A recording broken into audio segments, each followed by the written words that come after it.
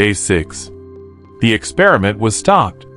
24 healthy college students had entered. Now half were traumatized, half had become monsters. Guards, sadistic, cruel, dehumanized.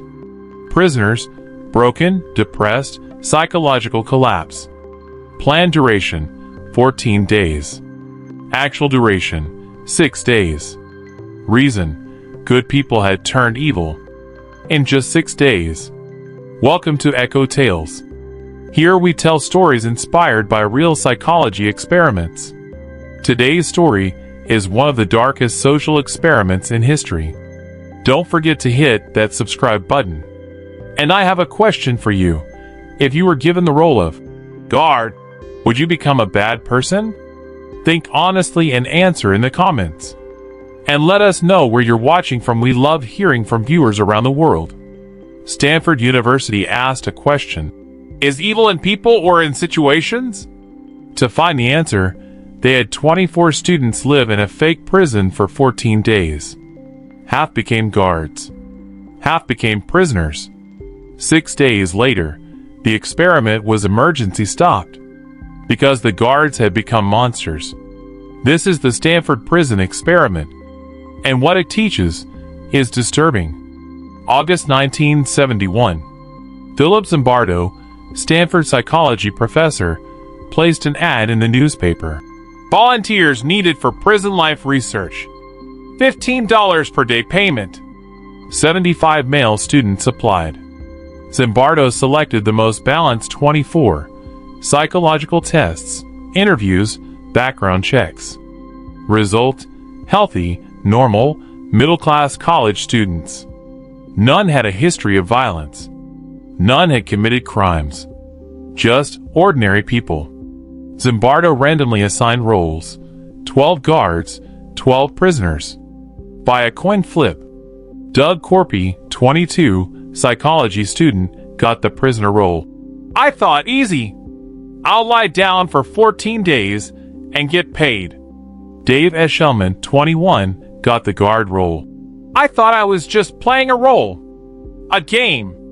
Both were wrong. August 14th, Sunday morning, reality began. Palo Alto police arrested the prisoners. Real police car, real handcuffs, real procedure. Neighbors watched. Prisoners felt embarrassed. Jordan Hall's basement had been converted into a prison.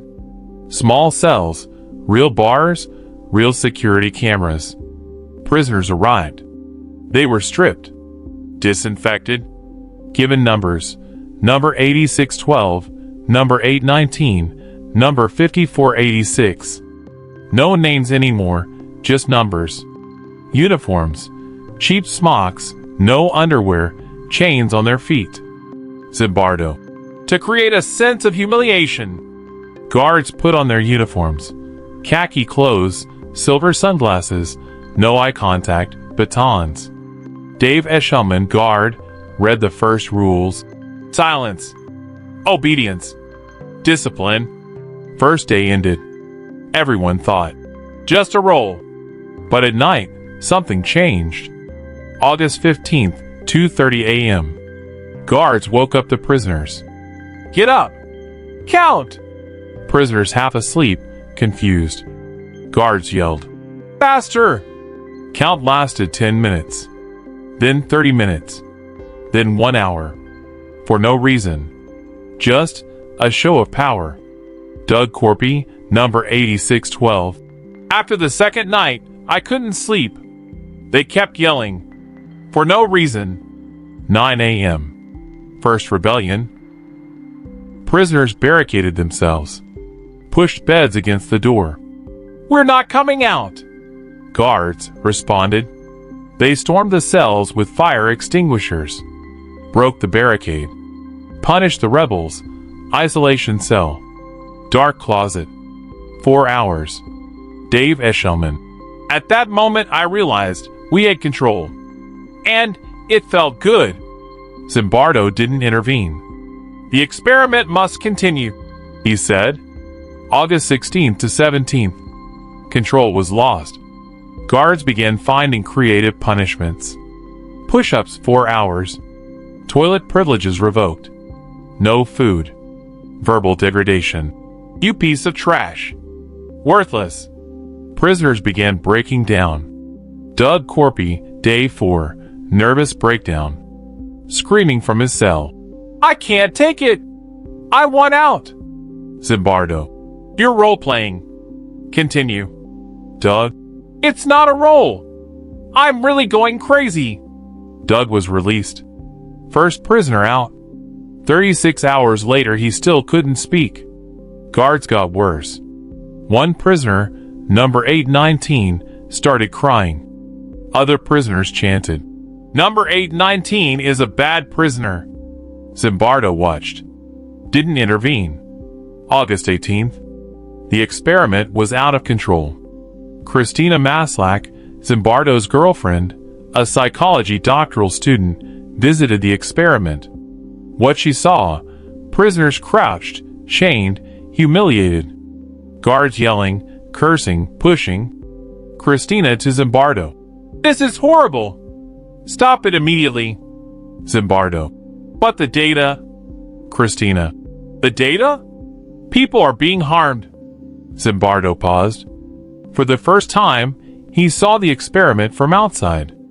50 observers had watched the experiment. 50 people. Only one person, Christina, objected. Zimbardo experienced shock. I was also playing a role. The prison superintendent role. I'd forgotten I was a scientist. August 19th. Zimbardo stopped the experiment. Prisoners were released. Some cried from happiness. Some couldn't speak. Guards were disappointed. Dave Eshelman. Why is it being stopped? I was just doing my job. Post-experiment interviews. Doug Corpy, prisoner number 8612. The first 2 days it was a game. Day 3 it became real. Day 4 I forgot I was Doug. I was just number 8612. Worthless. Pathetic. And the guards, they were people I knew. But they become monsters. Dave Eshelman, guard. At first, I was just playing a role. Then, I felt power. Control. And I became addicted. Every day I was harsher. More creative. In punishments. And the scary part, I enjoyed it. Philip Zimbardo. A week ago, there were 24 normal students. 6 days later, half were traumatized. Half had become monsters. Including me. I also got lost in my role. I became a superintendent, not a scientist. The Stanford prison experiment showed. 1. Evil is situational. There are no evil people, there are evil situations. Ordinary people can become cruel under certain conditions. 2. Roles become real. We start saying, I'm playing a role. But the role consumes us. The guard role changed Dave. The prisoner role broke Doug. 3. Power corrupts. Guards were polite on day 1. Day 6 they were sadistic. Reason. Unlimited power. 4. Authority blinds. Everyone, including Zimbardo, got into their role. 50 observers, only one objection. The system blinded everyone. 5. Humanity is fragile. 6 days. Only 6 days. In this time, normal people can become monsters. Today, we saw the dark story of the Stanford prison experiment. 24 students. Random roles. 6 days later, trauma and monstrosity. But the most important question, what would you do? If you were a guard, would you abuse power? If you were a prisoner, how long would you last? If you were an observer, would you object? The answer isn't easy. Because Stanford showed anyone can do it. Under the right conditions. Philip Zimbardo.